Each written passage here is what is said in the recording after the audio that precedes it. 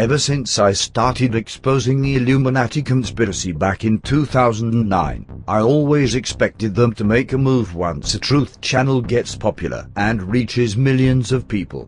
But I was always realistic about it, and I knew they would do it in a way that would not be obvious, and not look like it's directed specifically towards truth channels.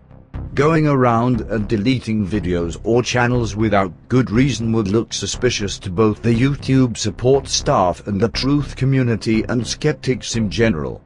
So, they hit us in another clever way.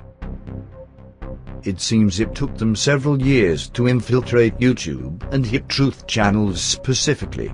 Here is what they did. 1. They made sure that videos that expose Illuminati events, such as 9/11, the Boston Marathon bombings, and the Islamic State CIA videos, become really hard to find on YouTube, by making them show up at the bottom of the search results. For example, when you search for Islamic State fake, only videos that don't really show proper evidence get listed on the first page. I had a video that was called Jihadi John Fake Beheadings. It got 600,000 views in 1 month. It was always on the front page, but overnight, it disappeared from the front page and views almost completely stopped. Another way to minimize views certain videos get is by preventing videos to show in the subscription feeds of subscribers. And that is exactly what is happening as well. And when I came back last week, I checked my website. The numbers are doing better than ever. Facebook, the analytics and the insight, they're doing great. Everything's fine until I check my YouTube channel to find out that we're getting lowest number of hits than ever before, and 2/3 of my videos have been demonetized. Not many people know this, but my main source of income is YouTube advertisement. It's an ethical way for you to choose. If you want to watch an advertisement, you will. If you don't, you will click skip or have ad blocker. It is your personal choice. But with that income that we used to have, we used to sustain this entire operation. With these latest changes, there's no way, shape, or form I could even continue what I'm doing right now because of this sudden, unexpected, unexplained change. Now, first, I just sent all the videos that were demonetized randomly, including the top videos, to YouTube, to the support network. And I told myself, maybe it's me. Maybe it's not just, because Facebook is doing great and the website's doing great. Maybe it's something that I'm doing wrong with the YouTube channel. Let me bust my ass and do everything I can to do the best content I can this week. And I created 14 videos. 14 videos this week, and a lot of them have been demonetized, and they're getting record low numbers. 2,000 hits when we have 200,000 YouTube subscribers. Why is this happening? Well, I could just think of a couple things. Look what just happened with antiwar.com. Antiwar.com, a very popular alternative, independent news site. They had their AdSense account totally taken away because of images that they posted from Abu Ghraib. AdSense came to them and said, because of our policy of not showing gore, we're going to take your AdSense account away.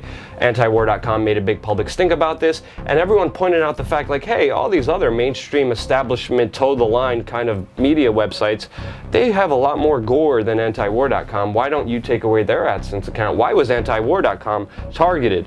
Google and AdSense, which are the ones who are taking away my revenue now, they said, okay, we'll reinstate it. And then they came back even more saying, oh, you have pictures of the Ukraine conflict that are pretty gory. We're going to just take it away again. So they totally backed off, total censorship, cut off the total supply line, the financial line for antiwar.com, threatening their establishment, threatening their alternative independent media while allowing all these other mainstream media outlets to show gore. So why are they doing this to me? And the official response I got is the main 2 videos were about ISIS, and they said it's sensitive content. There was no gore, there was no nastiness, there was no killings, there was no blood, nothing in those videos, but they said it's sensitive content. All the other videos that they randomly demonetized, they said that they need to send to a special team, a special unit that's above them to investigate this, and they have yet to even respond to me in any way, shape, or form, and they just destroyed my main flow of income, which makes me not able to work and pay off the servers, the data bills, the employee that I have. I asked my audience on Facebook and Twitter, are you even seeing the videos in the subscription feed? And this is what they had to say. Nope. I see them, but I see them on Facebook posts before the YouTube posts. No, not really. I usually have to view your channel in order to view your videos. Not as much as I have in the past. So even the 200,000 plus YouTube subscribers that we engaged in, that I worked so hard throughout the years, putting out my blood, sweat, and tears, interviewing politicians, getting a gun to my head in Chicago, getting threatened and harassed and intimidated for the reporting that we do, they're not even getting the videos that are supposed to be given out to you. And of course, Google announced their new algorithm where they're going to be deciding if something is truthful enough, and they will hurt its ranking in the search engines if something is not truthful to them. So no longer are articles and videos based on popularity. If you like them, if you find them honest, if it's your personal truth, if it resonates with you, you will share those. Now Google's going to downvote them, bring them down in the algorithm, which they have right now to our YouTube channel, all of a sudden, just like they did to antiwar.com, and it's a clear case of censorship. 2. They make sure that genuine truth channels cannot make a living on YouTube by simply disabling ads to be shown on certain videos. For 5 years, most of my 9/11 videos showed commercials, mostly as the result of content claims by third parties. But in March of 2015, all ads got removed, without warning. So I sent a message to YouTube and asked them why that was the case, and they told me that YouTube chooses to not run ads on videos with sensitive material. It's clever because most Illuminati events involve people getting killed in false flag attacks, and thus the videos exposing these events will always be sensitive. In other words, they can make sure that all videos exposing the NWO get demonetized, and thus more and more people will stop making videos about it. This is a genius plan to slowly get rid of new truth channels. The only channels who will remain untouched by this are channels like Mark Dice, who just covered topics of no real importance. Remember that this was put in effect in 2015, 14 years after the actual World Trade Center demolitions. It makes no sense why they would decide to deem World Trade Center footage as sensitive or controversial so many years after the attacks. So I was trying to figure out why they would start to do that now, and after some research, I found out.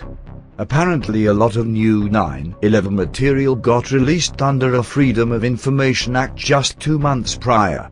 It appears that this is an attempt to discourage people from making new documentaries or compilations, because let's face it, most people, even if they have good intentions with educating people, do not have the spare time to work on videos for days, and not earn any money in return. After all, time is money, especially in this economy. Thanks, Obama. So, in short, any popular video about the 9/11 conspiracy, or video exposing false flag events by the CIA, will secretly get demonetized, and by secretly I mean, the monetization button will still display a green color and list as monetized, but without ever actually showing any type of advertisement. And I'm talking from experience.